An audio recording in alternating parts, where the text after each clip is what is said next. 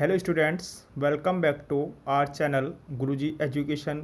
आज के वीडियो में हम सीखने वाले हैं लेसन नंबर 5 कोयला तथा पेट्रोलियम के क्वेश्चन आंसर। आइए देखते हैं।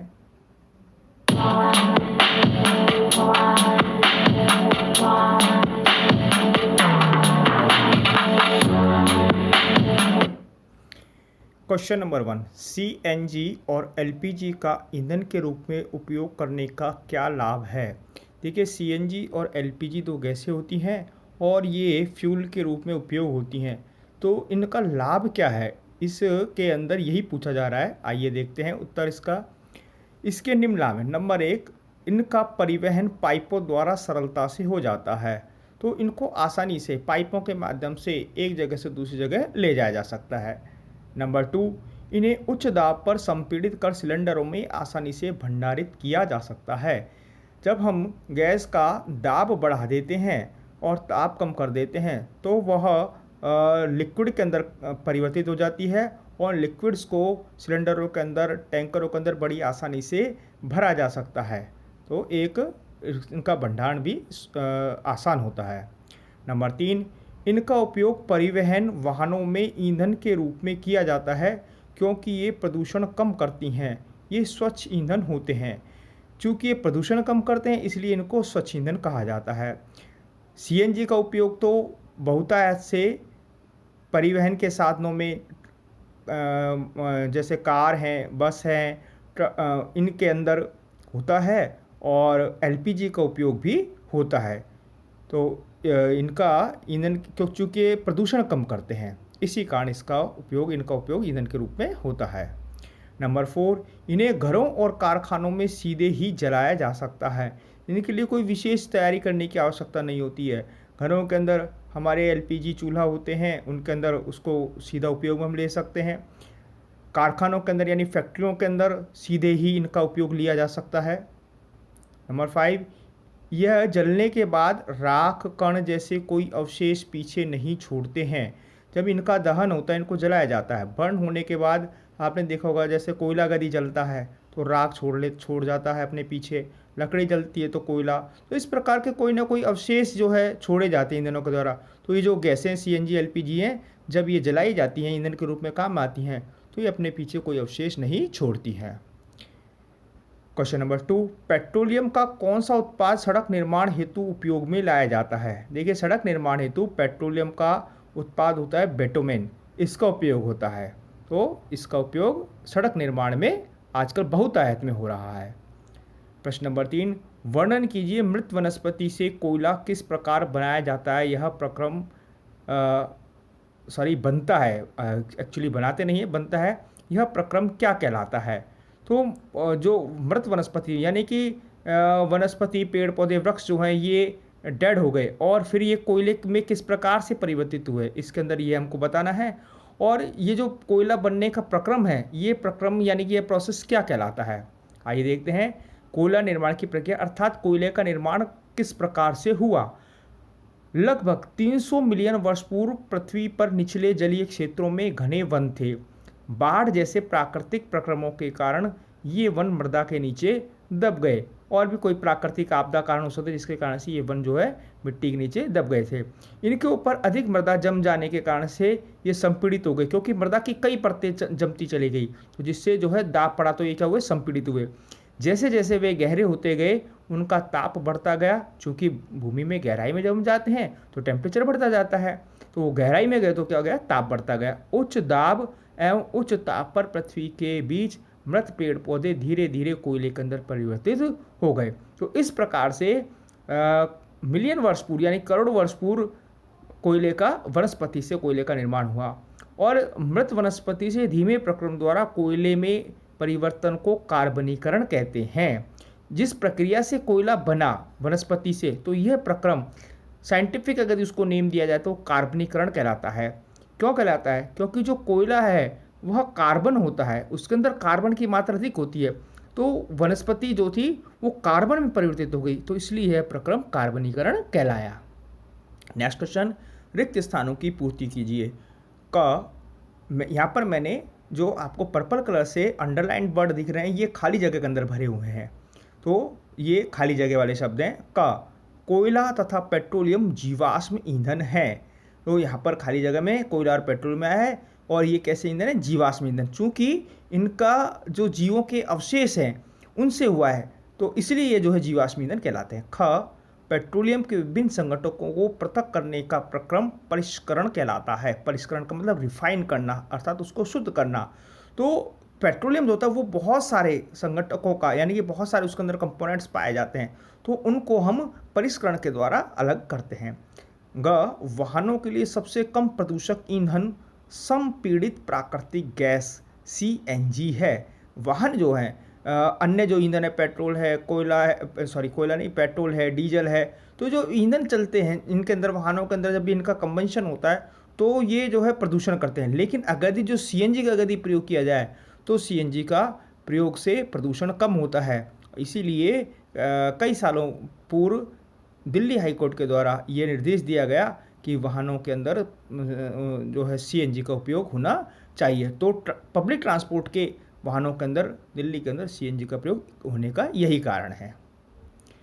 प्रश्न नंबर 4, निम्नलिखित कथनों के सामने सत्य अथवा असत्य लिखे। यदि कथन सत्य है तो हमें सत्य लिखना है, यदि कथन असत्य है तो हमें असत्य लिखना है। क, जीवाश्म ईंधन प्रयोगशाला में बनाए जा सकते हैं। देखिए ये कथन असत्य है, क्योंकि इस कथन से ही पता लगता है जीवाश्म ईंधन जो जीवों के से बना है, किसी टाइम के अंदर जो जीव के भाग थे, जो जीव थे उनके अवशेष बच गए तो जीवाश्म ईंधन कहलाए। तो ये तो काम प्रयोगशाला के अंदर नहीं हो सकता, ये नेचर के अंदर ही होता है, तो ये कथन हुआ असत्य है। ख, पेट्रोल की अपेक्षा CNG अधिक प्रदूषक ईंधन है।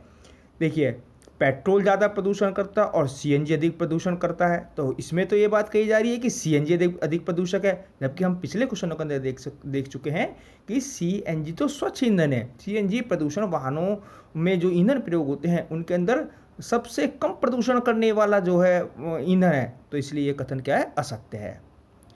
ग, कोक कार्बन का लगभग शुद्ध रूप है। सत्य है, क्योंकि जो कोक होता है उसके अंदर कार्बन की परसेंटेज सबसे ज़्यादा होती है, तो इसीलिए इसको लगभग कार्बन का शुद्ध रूप माना जाता है। घ, कोल तार विभिन्न पदार्थों का मिश्रण है। बिल्कुल सही है, जो कोल तार होता है इसके अंदर बहुत सारे रासायनिक पदार्थ होते हैं जिनको अलग करके अलग अलग उपयोग में आते हैं, तो ये क्या है? मिश्रण होता है, तो ये कथन सत्य है। ड़, मिट्टी का तेल एक जीवाश्म ईंधन नहीं है। ये कथन असत्य है, क्योंकि जो मिट्टी का तेल है यह भी पेट्रोलियम के परिष्करण से प्राप्त होता है, तो मिट्टी का तेल किस प्रकार का ईंधन हुआ? जीवाश्म ईंधन हुआ। प्रश्न नंबर 6, समझाइए जीवाश्म ईंधन समाप्त होने वाला प्राकृतिक संसाधन क्यों है। देखिए जीवाश्म ईंधन, इनके निर्माण में लाखों करोड़ों वर्ष लग गए। कोयला के बारे में हम पढ़ चुके, कोयले का निर्माण किस प्रकार से हुआ तो हमने पढ़ा, उसकी पहली पंक्ति थी कि मिलियन वर्ष पूर्व। तो इनके निर्माण के अंदर जो है लाखों करोड़ों वर्ष लग गए। तो अभी ये जो है धीरे धीरे, चूंकि इनका उपयोग बढ़ता जा रहा है, इनका अत्यधिक उपयोग होने के कारण से, तो ये जो है प्राकृतिक संसाधन जो है ये समाप्त होने वाला है। तो इसके अंदर हमको ये बताना है क्यों ये समाप्त होने वाला संसाधन क्यों है। आइए उत्तर देखते हैं। कोयला और पेट्रोलियम जीवाश्म ईंधन होते हैं। कोयला और पेट्रोलियम का निर्माण वनस्पति तथा समुद्रों में रहने वाले जीवों के शरीरों तथा समुद्र के पैंदे में जमा हो जाने पर इन पर मिट्टी के परतें जम जाने से उच्च ताप और सुदाब की परिस्थितियों में लाखों वर्षों में हुआ। ये कोयले के निर्माण के प्रक्रम के अंदर हम कार्बनिफिकेशन के जो आंसर था उसके अंदर हम पढ़ भी चुके हैं, ठीक है। तो इन दिनों दिन इनका उपयोग बढ़ता ही जा रहा है। तो जीवाश्म ईंधन जो है इनका उपयोग क्या हो रहा है? डे बाई डे इनकी रेट्स इंक्रीजिंग बढ़ती जा रही है। जिस तीव्र गति से इनका दोहन किया जा रहा है, दोहन हो रहा है, अर्थात उनको हम उनके स्रोतों से जहाँ पर ये पाए जाते हैं वहाँ से हम निकाल रहे हैं। तो यही कारण कहा जा सकता है कि जीवाश्म ईंधन समाप्त होने वाला जीवाश्म ईंधन है, क्योंकि एक समय ऐसा आएगा जब ये सारे भंडार धीरे धीरे खत्म हो जाएंगे और होते भी जा रहे हैं। तो इसीलिए इसको समाप्त होने वाला जीवाश्म ईंधन कहा जाता है। जीवाश्म ईंधन तो है ही है, चूंकि समाप्त हो जाएगा इसलिए को समाप्त होने वाला जीवाश्म ईंधन कहा जाता है। प्रश्न नंबर 7, कोक के अभिलक्षण और उपयोगों का वर्णन कीजिए। कोक अभी हम पढ़ चुके हैं, कार्बन का लगभग शुद्ध रूप होता है। तो इसके लक्षण यानी कि ये क्या होता है, क्या इसकी प्रॉपर्टीज होती है, तो इसके लक्षण दिखता कैसे है? तो इसके और इनके उपयोग का भी हमको वर्णन करना, यानी कि ये कहाँ उपयोग होता है, कहाँ ये इस्तेमाल होता है। कोक के अभिलक्षण देखिए, कोक सरंध्र और काले रंग का होता है, यानी कि जो कोक है कठोर तो हार्ड होता है, सरंध्र सरंध्र का मतलब उसके अंदर पोर्स पाए जाते हैं, छिद्र होते हैं, तो कठोर हुआ, सरंध्र हुआ और काले रंग का। यदि रंग की हम बात करें तो कैसे हुआ, सरंध्र हुआ। नंबर 2, यह कार्बन का लगभग शुद्ध रूप होता है। उपयोग, इसका उपयोग इस्पात के औद्योगिक निर्माण में और अनेक धातुओं के निष्कर्षण के अंदर होता है। देखिए, इस्पात का औद्योगिक स्तर यानी बड़े पैमाने पर इस्पात का निर्माण हो रहा है, तो इसमें यहाँ पर इसका उपयोग होता है। दूसरा, धातुओं के अनेक धातुओं के निष्कर्षण, धातुओं के निष्कर्षण से तात्पर्य क्या हुआ कि जो धातुएं होती हैं हमको प्रकृति से प्राप्त होती हैं, वो ओर्स के रूप में अर्थात उनके अयस्कों के रूप में प्राप्त होती हैं, तो वो शुद्ध नहीं होती, उनके अंदर अनेक अशुद्धियाँ होती हैं। तो जब इनको शुद्ध धातु प्राप्त करते हैं तो उस प्रक्रम में शुद्ध धातु प्राप्त करने के लिए इसका कोक का उपयोग होता है। क्वेश्चन नंबर 8, पेट्रोलियम के निर्माण के प्रक्रम को समझाइए। पहले हम देख चुके कोयले का निर्माण किस प्रकार से हुआ जीवाश्म ईंधन के अंदर। अब क्वेश्चन के अंदर एक आ जा रहा है कि पेट्रोलियम का निर्माण किस प्रकार से हुआ, इस प्रक्रम को हमको समझना है। आइए देखते हैं उत्तर। पेट्रोलियम का निर्माण, पेट्रोलियम का निर्माण समुद्र में रहने वाले जीवों से हुआ। जब ये जीव मृत हुए तो इनके शरीर समुद्र के पैंदे में जमा हो गए। समुद्र में जो रहने वाले जीव थे ये मर गए, मृत हो गए, और मृत होने जाने के कारण से समुद्र के पैंदे के अंदर क्या हो गए, जमा हो गए, और फिर रेत और मिट्टी की तहों द्वारा ढक गए। उनके ऊपर मिट्टी की परतें, रेत आदि जो है क्या होती गई, जमा होती गई, ढक गए, और लाखों वर्षों में वायु की अनुपस्थिति और उच्च ताप और दाब ने मृत जीवों को पेट्रोलियम और प्राकृतिक गैसों के अंदर परिवर्तित कर दिया।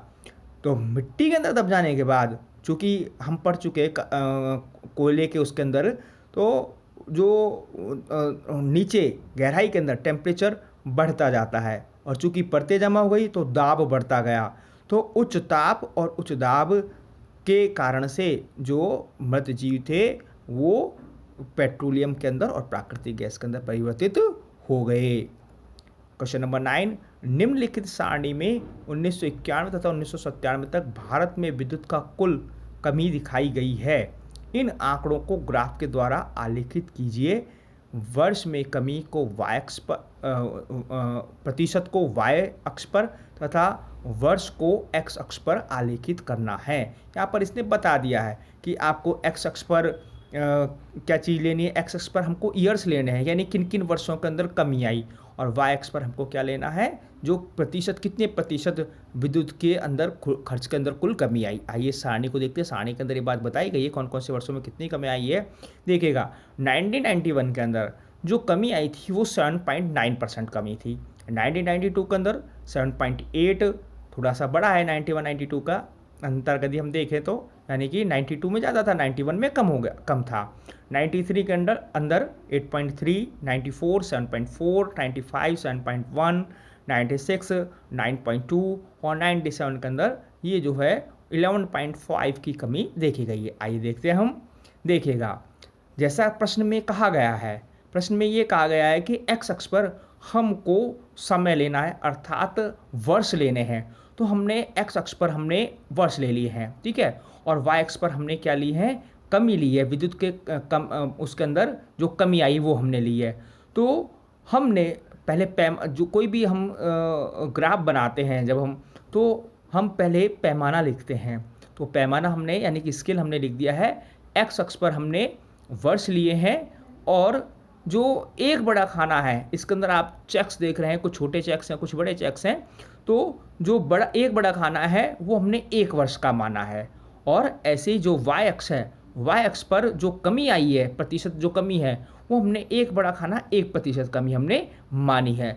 चूँकि हमारे यहाँ पर सबसे कमी 7% से शुरुआत है, तो हमने 7% से शुरुआत हमने y अक्ष पर हमने कर दी है, यानी 7%, 8%, 9%, इस प्रकार जो कमी आई वो हमने क्या कर दिया, उसके ऊपर y अक्ष पर हमने दर्शा दी है।